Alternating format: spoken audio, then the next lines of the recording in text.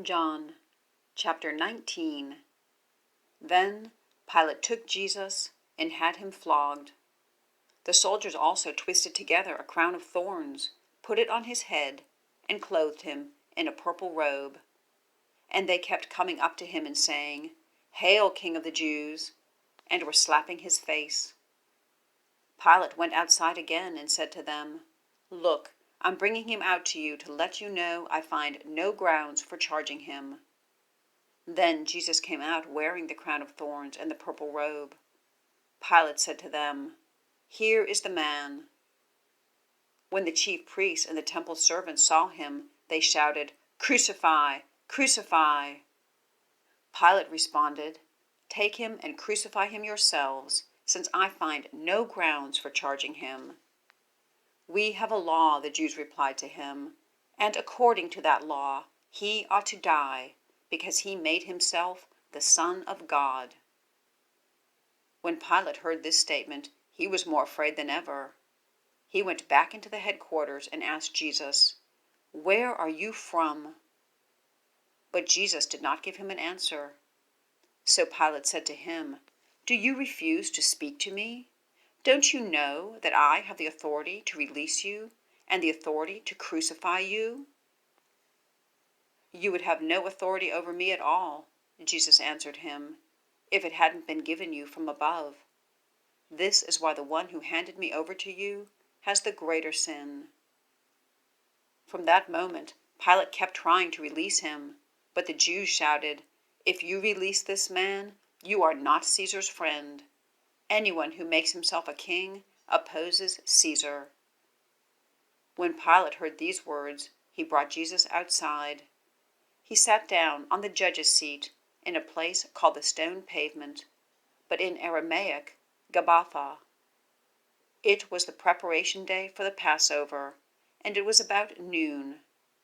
Then he told the Jews, "Here is your king." They shouted, "Take him away! Take him away! Crucify him!"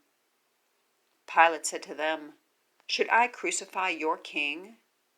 "We have no king but Caesar," the chief priests answered. Then he handed him over to be crucified. Then they took Jesus away. Carrying the cross by himself, he went out to what is called Place of the Skull, which in Aramaic is called Golgotha.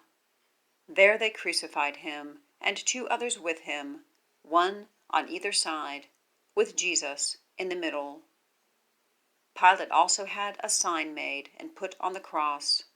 It said, "Jesus of Nazareth, the King of the Jews." Many of the Jews read this sign, because the place where Jesus was crucified was near the city, and it was written in Aramaic, Latin, and Greek. "Don't write the King of the Jews, but that he said, 'I am the King of the Jews.'" Pilate replied, "What I have written, I have written."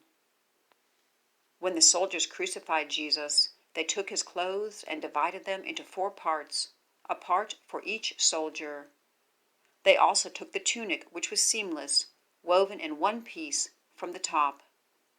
So they said to one another, "Let's not tear it, but cast lots for it, to see who gets it." This happened that the scripture might be fulfilled that says, "They divided my clothes among themselves, and they cast lots for my clothing."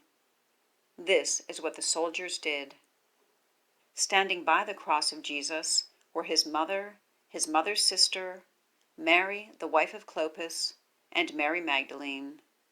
When Jesus saw his mother and the disciple he loved standing there, he said to his mother, "Woman, here is your son." Then he said to the disciple, "Here is your mother." And from that hour the disciple took her into his home. After this, when Jesus knew that everything was now finished, that the scripture might be fulfilled, he said, "I'm thirsty."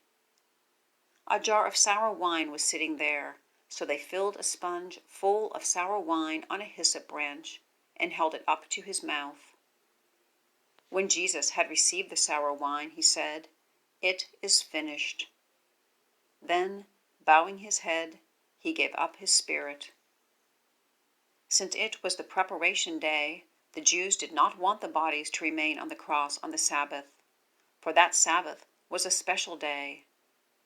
They requested that Pilate have the men's legs broken, and that their bodies be taken away.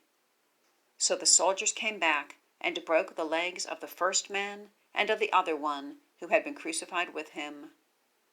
When they came to Jesus, they did not break his legs, since they saw that he was already dead.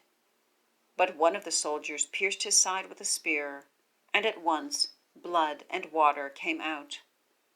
He who saw this has testified, so that you also may believe.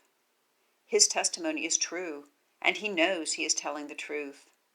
For these things happened so that the scripture would be fulfilled. Not one of his bones will be broken. Also another scripture says, they will look at the one they pierced. After this, Joseph of Arimathea, who was a disciple of Jesus, but secretly because of his fear of the Jews, asked Pilate that he may remove Jesus' body. Pilate gave him permission, so he came and took his body away. Nicodemus, who had previously come to him at night, also came, bringing a mixture of about 75 pounds of myrrh and aloes. They took Jesus' body and wrapped it in linen cloths with the fragrant spices, according to the burial custom of the Jews. There was a garden in the place where he was crucified. A new tomb was in the garden. No one had yet been placed in it. They placed Jesus there because of the Jewish day of preparation, and since the tomb was nearby.